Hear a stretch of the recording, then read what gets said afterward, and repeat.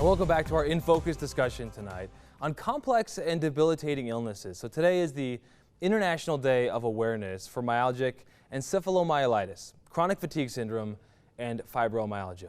It also now includes long COVID, which is a condition where patients they experience symptoms for weeks and months even after recovering from the virus. So at least 1/4 of these patients have become home or bedbound at some point in their lives. Experts saying a lot of this burden comes from a lack of awareness, a lack of understanding, and definitely a lack of adequate treatment.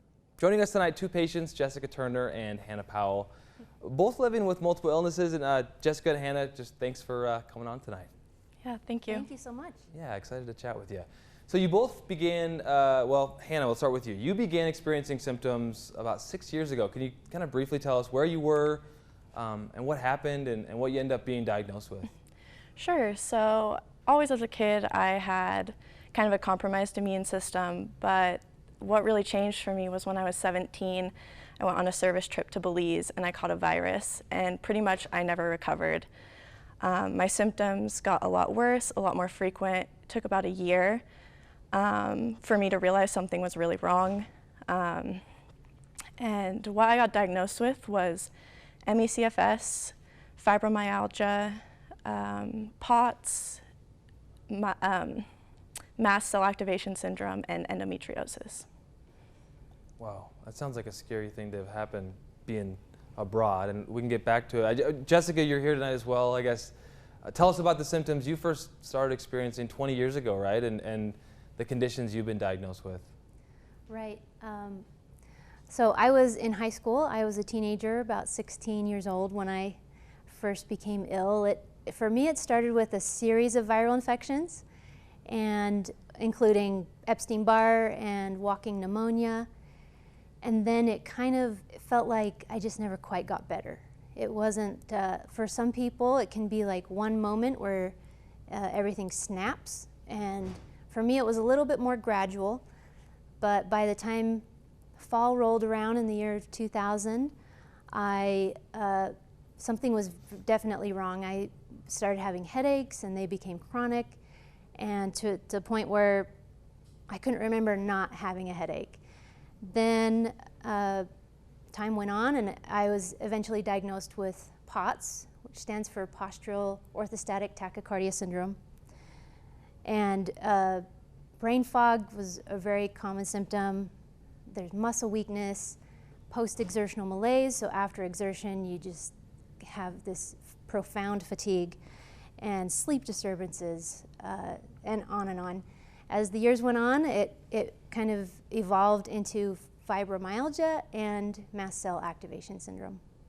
Wow, and you have those 3 kids, and just being a parent is so exhausting, so I know that you work really hard. Yes. I'm sure to be there for them. Hannah, so both you and Jessica were high school or collegiate athletes. Let's talk about this. This is when you began experiencing symptoms. How did your symptoms impact your ability to participate in the sports? Because you got to tough it out in sports, and so it's hard to know what's a little bit of pain from sports and what's going on with your body. Obviously, you push through with track and soccer. Yeah, this was around the time I started to get debilitating fatigue, so I felt like I couldn't train as long as my other teammates. When I would play, I would lose feeling in my legs and arms. I would get so dizzy I felt like I was going to faint. Due to fibromyalgia, you know, if like I got hit by the soccer ball, it felt like excruciating pain, and it just really took the joy out of something I used to love. Which sounds just like a really difficult thing to have gone through among so many others. And I mean, Jessica, obviously how people look, how they feel, those can be completely different. I mean, you look and appear totally healthy right now at the time of this interview, but there's another side of your life, right? Due to disease that probably nobody sees. I mean, can we talk about that? Of course. You know, the 80 to 90% that you don't see, and that most of my friends and family don't see, is the world that I live in. And this illness is a spectrum. People range from, you know, highly functional, where they're still able to kind of scrape through a work week, to severely bedbound and completely dependent on others for their care. And for me, I'm about 10 to 20% functional of what you might think of as a healthy adult. And so the rest of the time I am in bed, often with severe pain, and that's the world that I live in. Well, the world you live in is also dominated by 3 kids who I don't know how they understand it now, but when they're younger, they can't process it all. I mean, 20 years after your diagnosis, your symptoms are still impacting you. Like, how's that impacted being a parent? Oh, it's huge. And maybe to set the stage, the best advice, so I was married, that's another whole story, but I married this amazing guy, his name's Jay, and we were at this point where I was too sick to really finish my career dreams, and really I felt like, how could I be a mother if I'm this ill? And we got some really great advice, which was, you need to figure out what you want most in this life. You may get better, you may not, but find out what you want and go for it, even if it means making major accommodations to make that happen. And that's what we did. Find out what you want and go for it. I want to learn more about that, but I know we need to get to a break. Jessica and Hannah, we do have a quick commercial break just ahead. But when we return, we're going to resume our In Focus discussion on complex and debilitating illnesses. Welcome back. Thanks for staying with us for our second In Focus discussion tonight on complex and debilitating illnesses. So before the break, we were joined by 2 patients, Jessica Turner and Hannah Powell, both of them living with multiple illnesses. We're picking up where we left off, and thanks again for joining us tonight. Both you and Jessica and Hannah, so I appreciate you. All right, you experienced some relief, Hannah, in your symptoms after you began seeing Dr. Braden Yellman, right? We're going to meet him in just a minute. What kind of progress or impact did that have on your day-to-day life? What are you able to do now that you couldn't do before? Yeah, Dr. Yellman had a huge impact on my life. He actually diagnosed me with most of my illnesses, and that got me the treatment I needed. I was able to graduate college. I got a certification for a health education specialist. I was able to move out of my parents' house. And now I work 40 hours a week, which I never thought I was going to be able to do. So you're in the real world doing life, and it's thanks to someone finally figuring it out and helping you. That sounds awesome. But not awesome is you had COVID this year. I mean, you hear so many things about folks with certain health conditions and how much worse it is. How did that impact you? Yeah, it was really nerve-wracking. Because you do hear that a lot. I was pretty sick. I was bedbound for about 2 weeks, super high fever, just all the worst symptoms. I got pretty much everything. And even after I quarantined, it took months for me to get better. And since then, I still feel like my symptoms are worse because I had COVID. Wow. And so let's talk about Jessica now. You volunteer on the board of directors for the Bateman Horne Center. If folks don't know what that is, maybe you explain a little bit about that, and then, yeah, why do you want to give back in this way? The Bateman Horne Center is a center of excellence here in Utah that specializes in complex fatigue post-viral diseases, and that includes ME/CFS and fibromyalgia. And if I could back up just a second to our previous discussion about my husband and I, and we were trying to find that purpose in our life, right? And it was not an easy road to do. And we decided that our thing would be to have a family. And so with the help of family and doctors and amazing care providers, we took the leap of faith, and we've had full-time childcare. We've lived in my parents' basement, and we've navigated this world of complex illness that doesn't go away. And we also, in our journey, we saw so many other families struggling. We saw marriages falling apart. We saw relationships with parents and children struggling. And if you can imagine, if you go to the doctor, your loved one is experiencing this awful problem that they're not getting better. They should be getting better. And you go to the doctor and you're met with disbelief, you're met with dismissal, and it makes sense that it's hard for the family to back that person up, and they start to believe in what the doctors say. And so anyway, my husband and I, we believe so much in this, and we want to help families. We want to help individuals who are really struggling to know they're not alone, that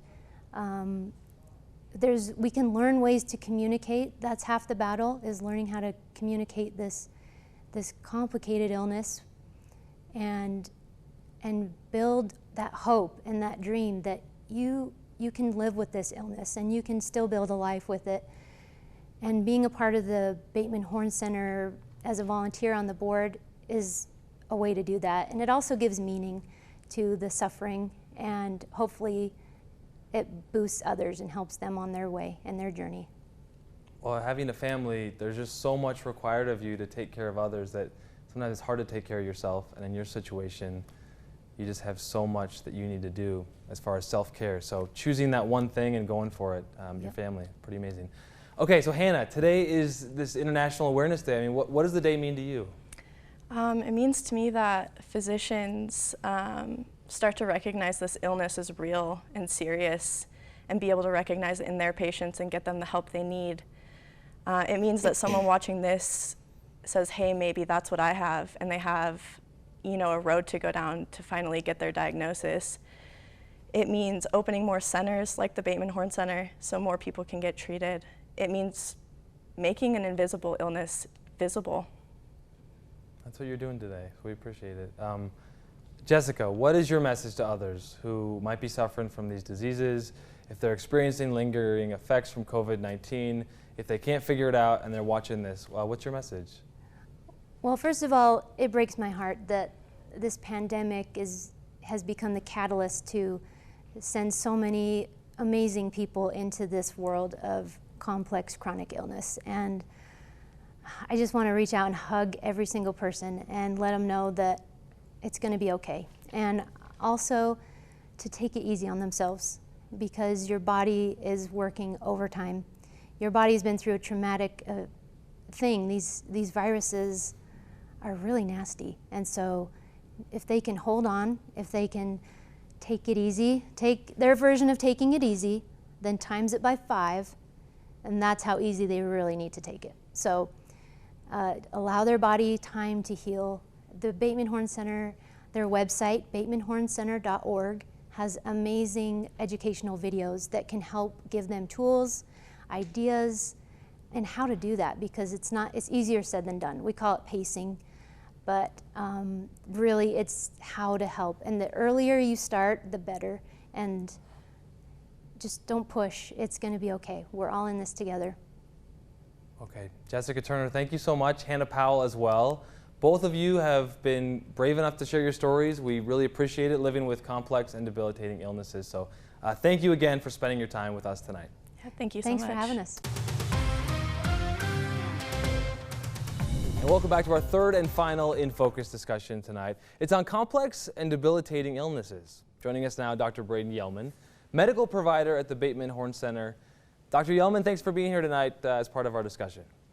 Thank you for having me. Absolutely. So we know that patients who are still experiencing these symptoms weeks and months after their recovery, obviously from COVID, I'm hearing this is called COVID-19 long haulers. If folks haven't heard about this, they've maybe heard some anecdotal stories.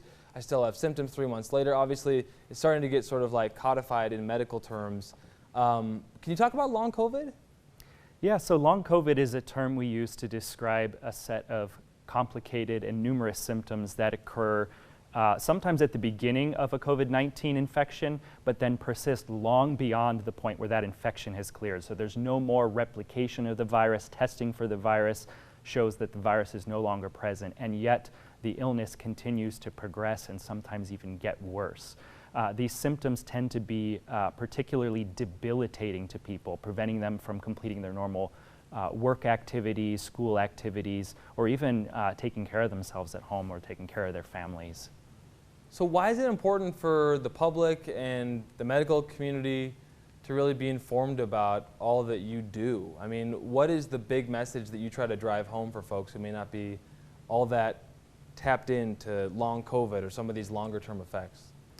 Well, beyond the obvious that we want to help people like Jessica and Hannah, who we talked to earlier, I think it's really important to remember that we have been treating post-viral illnesses for a long time, not just after COVID-19, but after many other common infections as well. And we've given it that name of chronic fatigue syndrome in the past. And I think, unfortunately, the word fatigue has a negative connotation with it. It can insinuate that people are not pushing or trying hard enough, that they're being lazy, that they're just not doing enough to overcome their symptoms. We all feel bad when we're sick. We're all tired. But in reality, they're experiencing a very severe debilitating illness that affects their ability to generate energy, what we call metabolism, affects the way their immune system functions, and even affects the way their neurological system functions and how that neurological system controls their circulatory system. So bringing awareness to this will help patients, will help family members, caregivers, employers, and even providers bring back a sense of validation and some respect in dealing with people who are already suffering greatly. Well, when you're in physical pain, it's so hard to show up for life and be a good human. So I imagine the mental health aspect of this is probably huge as well. I wonder difficulties, challenges, barriers that patients have faced, not just in their lives, but when they go and try to seek care and treatment. If they don't know about you, what are they experiencing in doctors' offices or in conversations with friends that really haven't helped them at all? Right. Well, it's been a huge challenge for most people entering the medical community, not getting answers, going from doctor to doctor. And there's several reasons for this. The first is that we do not teach about post-viral syndromes, about ME/CFS in our medical training. I trained for 9 years in 3 different locations, and I never once heard about ME/CFS prior to joining the Bateman Horne Center.